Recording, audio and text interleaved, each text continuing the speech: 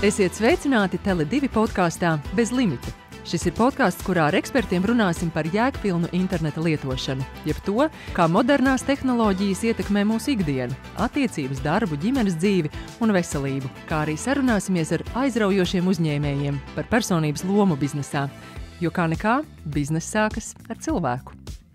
Cilvēku dzīves sociālajos tīklos un reālajā dzīvē, kā tās atšķiras? Visticamāk atšķiras. Varbūt ir kādas līdzības, un par to es sarunāšu šodien ar Ilzi Jankovsku, Rīgas Tehniskās universitātes pētnieci, zinātņu doktoru. Sveiki, Ilzi! Sveiki! Ir noteikti atšķirības, mēs pie tā nonāksim, bet sāksim ar to, vai cilvēki apzinās, ka tas, ko mēs redzam sociālajos mēdījos, ka tā ir tāda reālās dzīves atblāzma, un ka tā nav visa pilnīgā dzīve. Es domāju, skatoties arī uz kādiem nevis uz kaut kādiem, bet uz saviem pētījumu rezultātiem, un arī skatoties teorētiskos dažādos avotos, es domāju, ka īsti neapzinās, jo mūsu dzīve ir mūsu dzīve. Un ja mēs kaut kādā vietā vai vidē, pieņemsim virtuālo vidi, sauksim par virtuālo vidi, mēs pavadām, piemēram, 5 vai vairāk stundas, kā to dara 30% jaunu cilvēku no 18 līdz 29 gadiem, kāpēc man būtu šī dzīve jāapzinās, ka tas ir kaut kas savādāks, un tā ir mana dzīve, un tas ir mans laiks, jo laiks ir tikai tik, cik mums viņš ir, un tādēļ man liekas, ka tā apziņa īsti nav, un man liekas, ka tā, cilvēkiem vispār ir ļoti grūti nodalīt, sevi sadalīt kaut kādās divās daļās. Skaidrs, ka ir kaut kādas atšķirības, tāpat kā es aizēju mājās, ir atšķirība, vai ne, kas es esmu, bet tādā apziņas stāvoklī es jau palieku tas pats, kas es esmu, tā. Un, jautājums, cik es parādu, vai ne? No tās, jā, tieši tā. Un mēs mēģinām parādīt, protams, sevi labākā gaismā. Neapšaubām. Tā ir mūsu iespēja. Īstāsti par savu pētījumu, par šīm dzīves atšķirībām vai uztverēm. Tu veici milzīgi nopietnu pētījumu. Kas ir tā galvenā atziņa, ko tu pēc tā vari izkristalizēt? Jā, man bija es faktiski pētīju patērētājus. Tas bija tas objekts. Un tad paplašinot arī mēs varam attiecināt arī uz visiem pārējiem cilvēkiem, kad mēs esam ārpus no patērētāja lomas. Bet pētījuma ideja bija, kad jau iepriekš, pirms 2019. gadā, kad es iestājos doktorantūrā un uzsāku šo pētījumu, bija doma, ka mēs kā patērētāji esam atšķirīgi. Un tā bija mana hipotēze īstajā dzīvē un reālajā dzīvē. Un tad notika ļoti unikāla situācija. Globālā krīze Covid pandēmija, un tā mūs iemeta iekšā virtuālā vidē, un līdz ar to arī mans pētījums transformējās. Es skatījos, kā tieši patērētāji transformējās krīžu ietekmē, un virtuālās vides ietekmē. Un pēc tam sekoja karš, un tad līdz ar to skatoties, kā mēs esam transformējušies gan krīžu ietekmē, gan arī virtuālās vides ietekmē. Jo Covid laikā mums nebija izvēle, vai mēs gribam strādāt un tikties klātienē, mums viss pēc noklusējuma pārcēlās uz virtuālo dzīvi. Un tas līdz ar to man ļoti pātrināja pētījuma rezultātus, ja nebūtu šīs unikālās situācijas vai šīs krīzes, iespējams, viņi būtu bišķiņ savādāki. Jā, mēs bijām spiesti būt virtuālajā vidē. Tieši tā.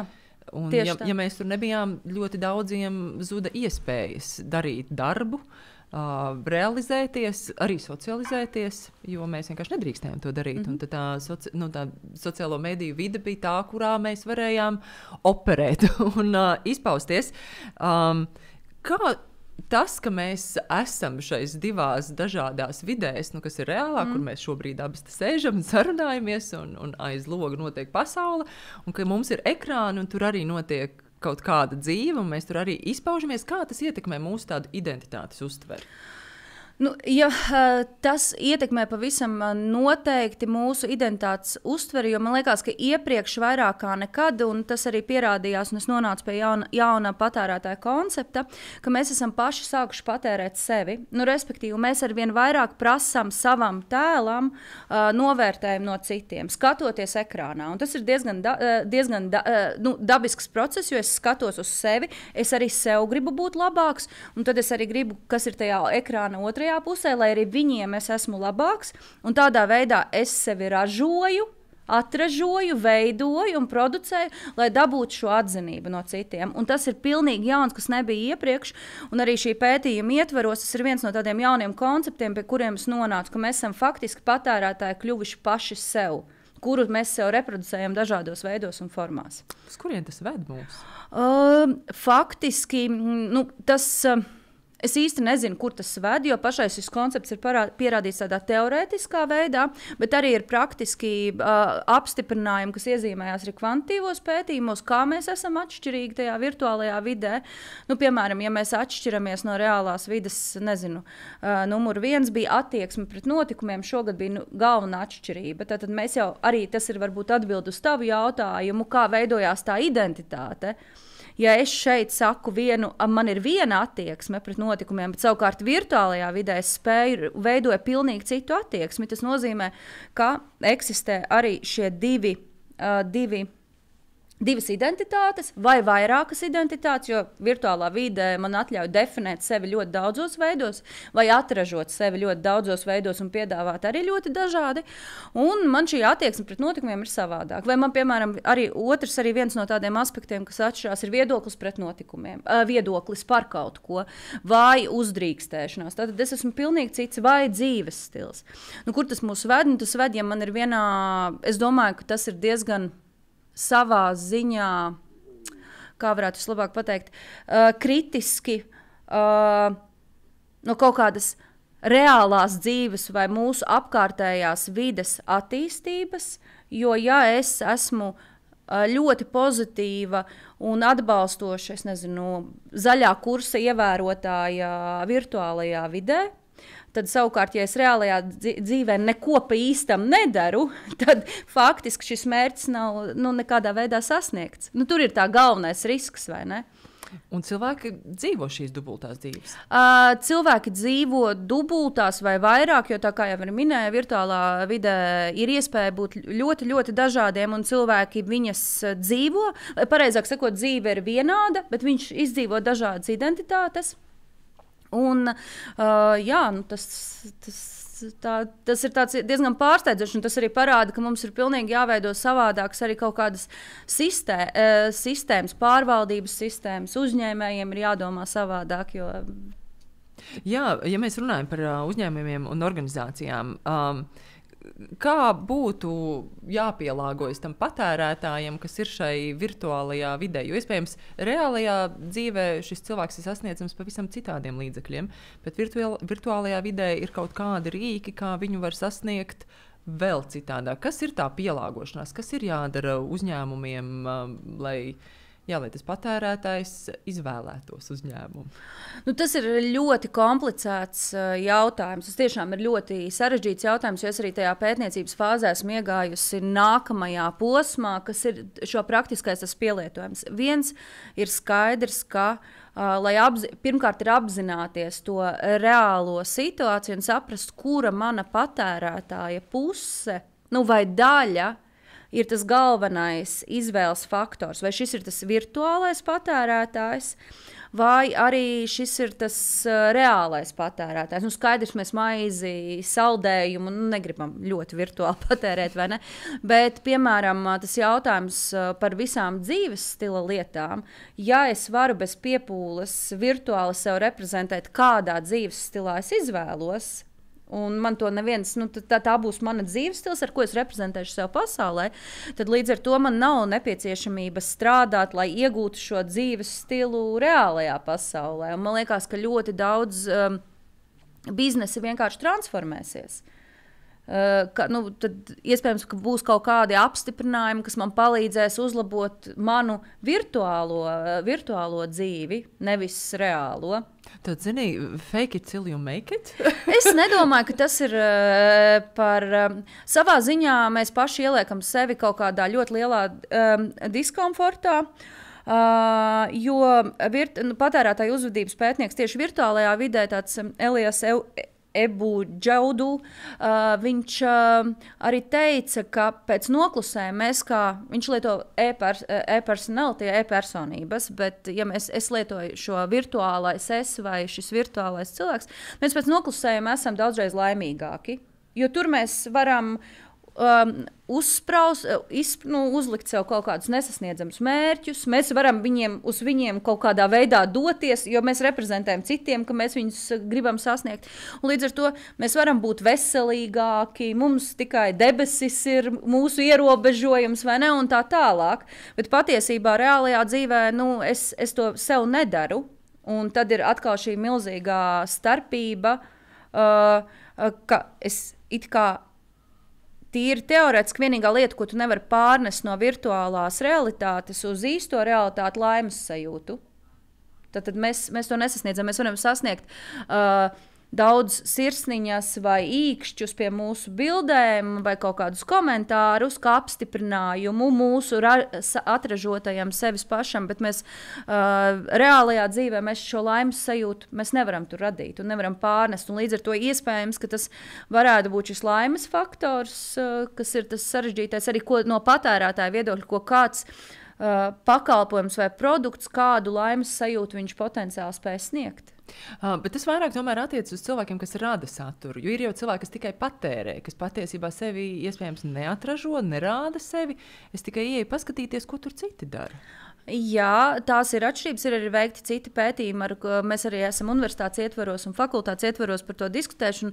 Un ir arī citi pētījumi, kuri skatās, kā piemēram sabiedrība sadalās komentētājos, radītājos un tā tālāk. Un tur ir salīdzinājums ar dažādām valstīm, kas ir ļoti interesanti. Latvieši ir pārsvarā skatītāji, tādi mēs esam novērotāji. Jā, mēs neesam radītāji. Piemēram, Lietuvā un Igaunijā daudzreiz vairāk šo radītāju satura. Bet tajā pašā laikā mēs jau tajā mirklī, kad ieslēdzas šis ekrāns, kaut vai bilde, ko mēs ieliekam aizmugurē, sarunājoties Zoomā vai Microsoft Teamā vai jebkurā citā platformā, bilde, kuru mēs uzliekam fonā, tā reprezentē mani tajā mirklī citai pasaulē. Un tāpat arī, ja mēs sakam, ka mēs neražojam, bet ir arī mēs dalāmies ar savu, certifikātu iegūšanu, vai ne, kur mēs esam izgājuši kādu mācību kursu, kas agrāk nebija iespējams, jo to citi neražoja, bet tagad tas ir pieprasījuma veids. Un mēs gribam tomēr arī kādu mēs bildi ieliekam kā savu profilu attēlu, pat ja mēs neražojam saturu, pat ja mēs esam tas skatītājs, mēs arī sevi atražojam, nospiežot šo īkšķi kāda cita saturam, jo mēs viņam dodam šo atalgojumu, tātad šo valūtu vai sirsniņu, vai ne, jo tam, ar ko tu laikosi vai ko tu komentēsi, tu kļūsi par arī savā ziņā sasaistīts ar to. Līdz ar to man liekas, ka tas nav tik viennozīmīgi, ka obligāti ir jābūt tam ražotājiem, bet tā ir tomēr tā dzīve. Tāpat arī citi cilvēki arī reālā dzīvē ir vairāk uz komunikāciju vērsti, vai ne, izsakot komplimentus citiem, vai arī izsakot biznesa piedāvājumus un tā tālāk. Tāpat arī tur šis apmaiņas process notiek. Tikai problēma, ka varbūt tur reāli nerodās nekāda tā pievienotā vērtība, respektīvi ne ekonomikai, jo šīs naudas apmaiņas tur nav, lai gan tur mēs visi varam būt eksperti, mēs varam visi sniegt viedokli. Izglītības rādītāji mums nepalielinās, lai gan mums savukārt, ja mēs analizētu LinkedIn profilus, es domāju, ka pēc tiem mums nebūtu viens no zemākajiem Eiropas rādītājiem kaut vai zinātnisko grādu iegūšanā, ja mēs salīdzinātu, vai ne? Zināšanas un tā tālāk.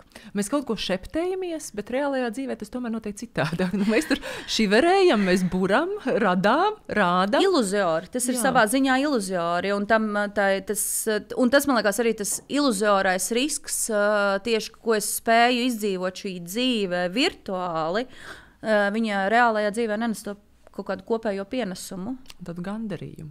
Arī tad viens ir tā laimes sajūta, bet ja skatās no ekonomikas aspektiem, kur es patērētāji vērtēju tomēr kaut kādās ekonomikas sistēmās, tad viņi arī nesniedz ekonomikas attīstību. Un to jau mēs ļoti labi redzam, vai ne? Pēc ekonomikas rādītājiem, arī pēc izglītības iegūtajiem rādītājiem, kā mēs, un ne tikai mēs, kā mainās ļoti daudz vispār kā mainās daudz un dažādas tās struktūras kopējās ekonomikas un attīstības. Jā. Kas ar mums notiek, pavadot tik daudz laika virtuālajā vidē? Tas ir 5 stundas vecums no 18 līdz 29 gadiem. 5 un vairāk stundas. 5 un vairāk stundas. Tā ir tāda pamatīga darba diena.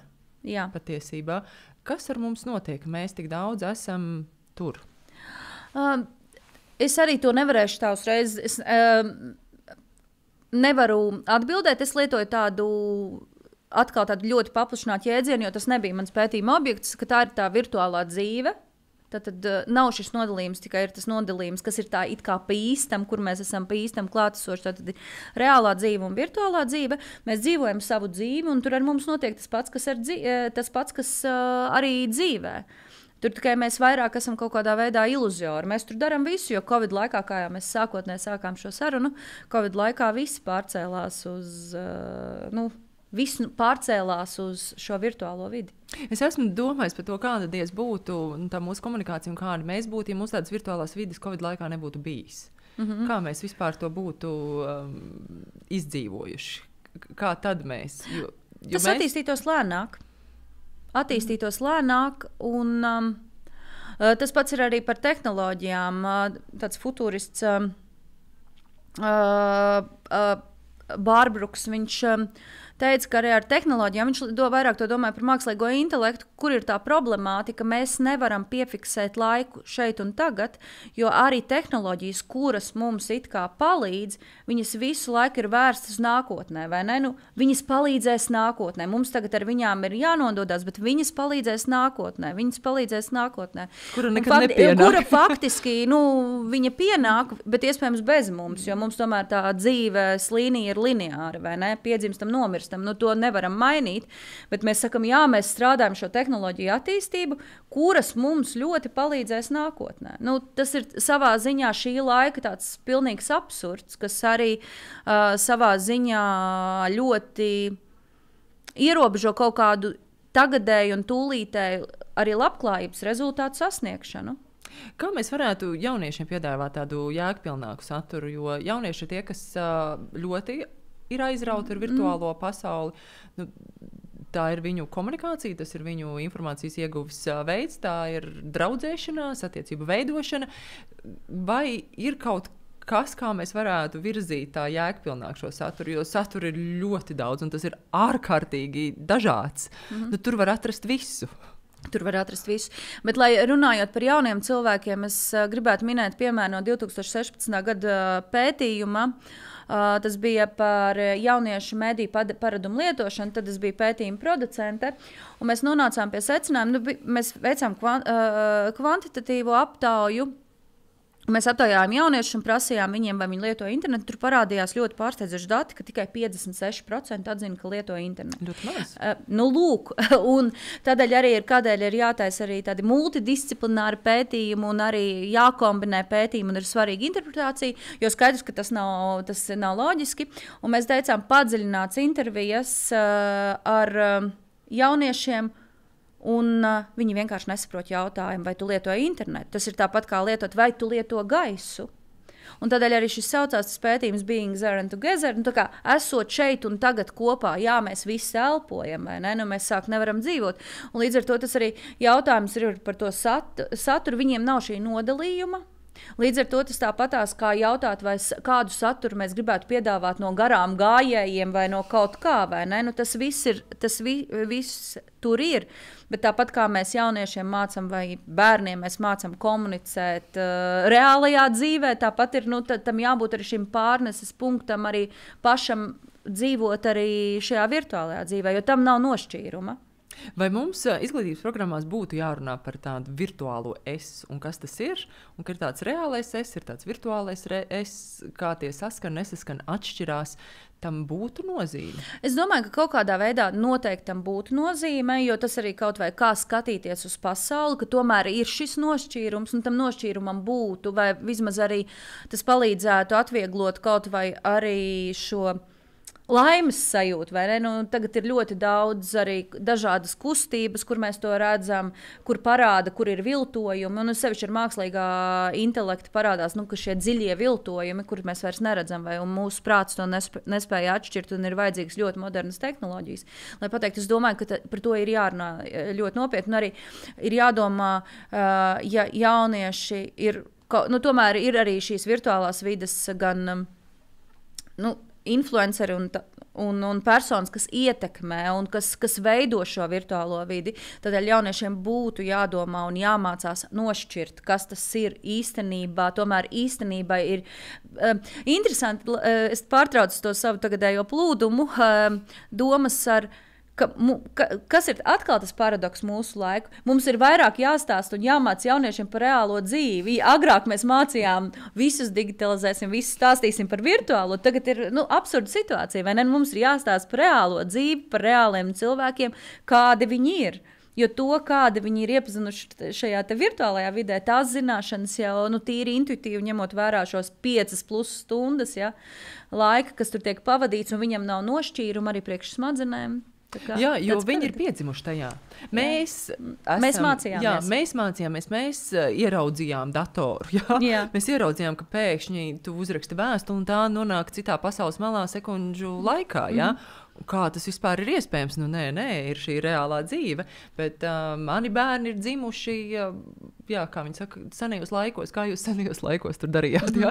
Viņi ir dzimuši šai pasaulē, kurā tas viss ir automātiski pieejams. Tepat un uzreiz, un tā reālā dzīve.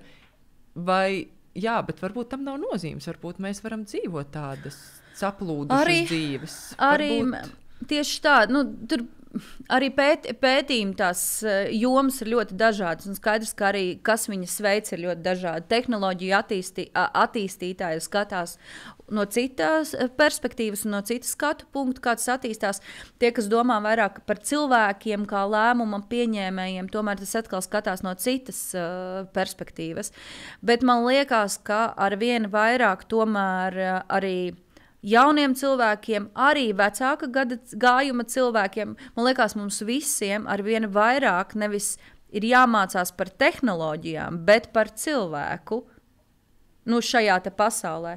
Jo tehnoloģiju vai virtuālā vidē mēs nevarēsim apstādināt, pat ja mēs veiksim ļoti daudz iniciatīvas, tos, kas notiek ar mūsu planētu, mēs nespēsim apstādināt vai veicināt mūsu kā cilvēku izglītību, jo tev ir jāizglītojas pašam, lai kā var tehnoloģijas palīdzēt, bet tev ir tas jādara pašam. Un tas nedrīkst palikt tikai un vienīgi virtuālajā vidē. Tā līdz ar to automātiski ir jāmāca šīs atšķirības. Jo mūsu smadzenēm viņas ir grūti nošķirt.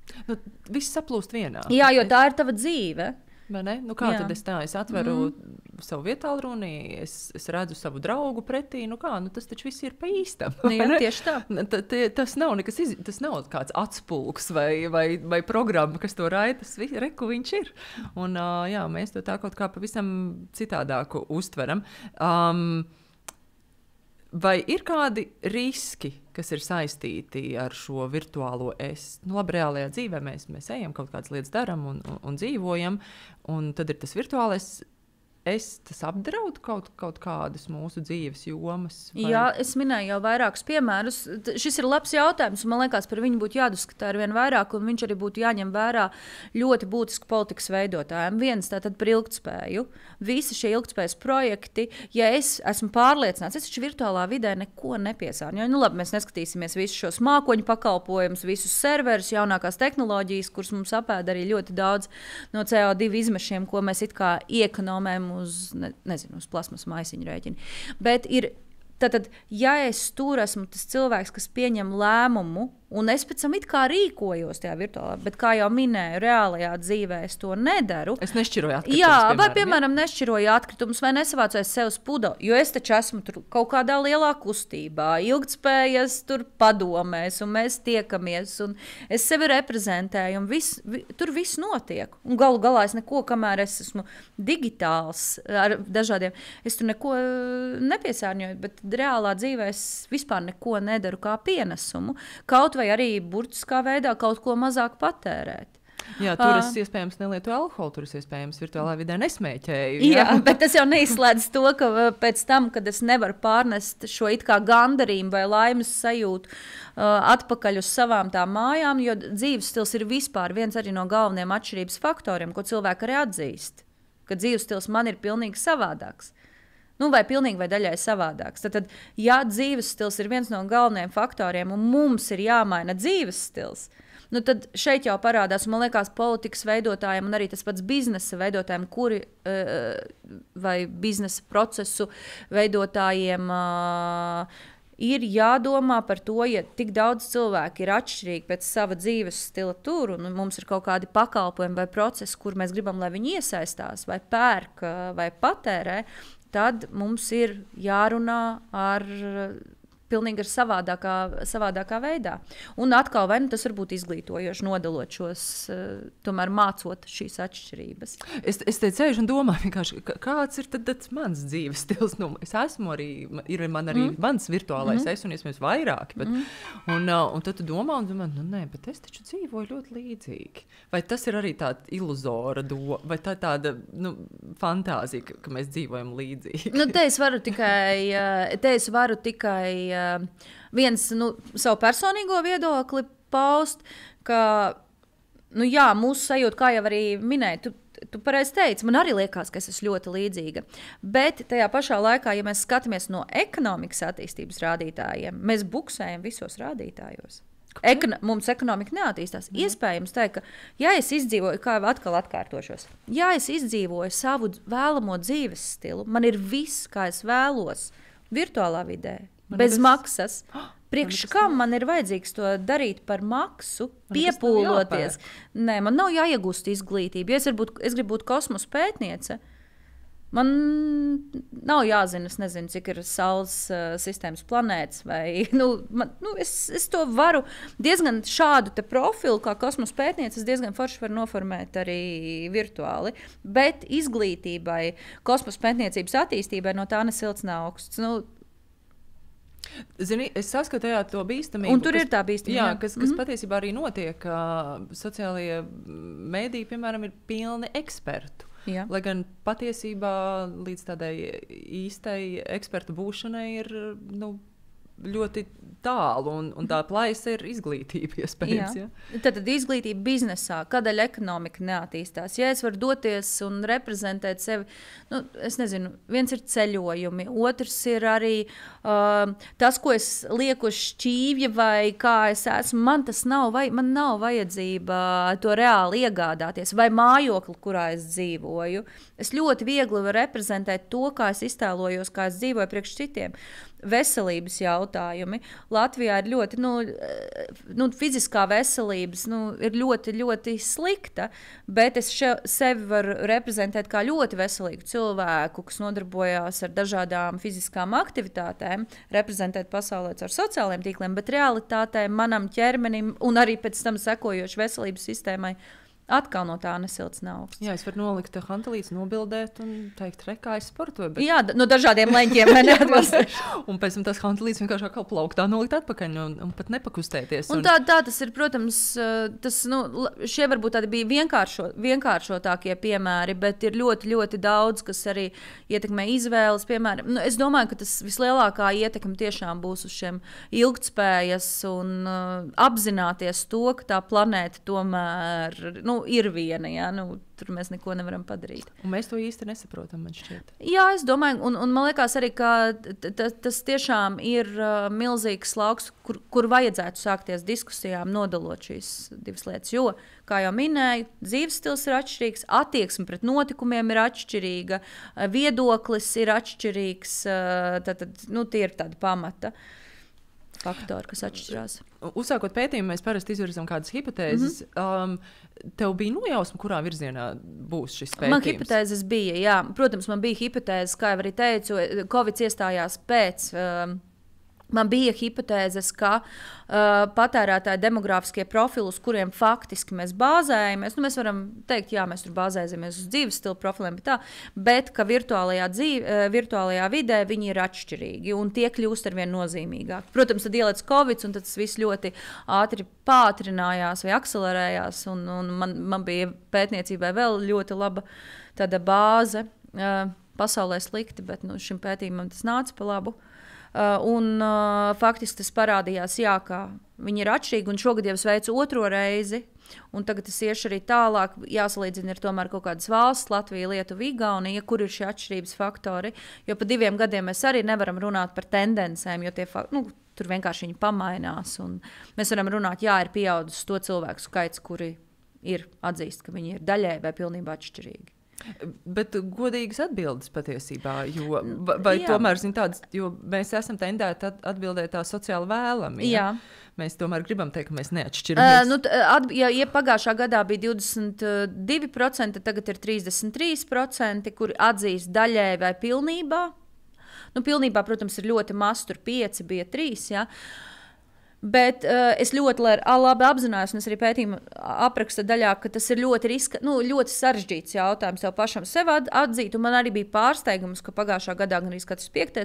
Atbildēja, un šogad jau gan arī katrs 3. atbildēja, ka atšķirās, un tas man liekas daļai vai pilnībā tas ir tāds pieaugošs tendenci. Tad jau arī it kā tā apziņa rodas, bet nerodās tas, kā jau arī teicu, mums dzīve ir viena un grūti ir tomēr pašam sev atzīt, es esmu baigi dažāds. Man ir divējāda morāla vai daudzkārtēji dažādām situācijām. Dubultie standarti. Jā, kādi tur dubultie ļoti daudz. 3-kāršie un 7-kāršie standarti. Jā. Un to ir grūti. Vai mūsu līdzcilvēki pamana to, ka mēs esam citādāki tur, kā tev šķiet? Tur. Un kā tev šķiet? Man šķiet, zini, reizēm jā. Sarunās manā ģimenē man vīrs ir teicis, zini kā, un tad tev ieslēdz tā televīzijas balss. Tu tāda pilnīgi cita, tā kā mēs skanam kaut kā citādāk. Nedaudz tā kā citādāk esam.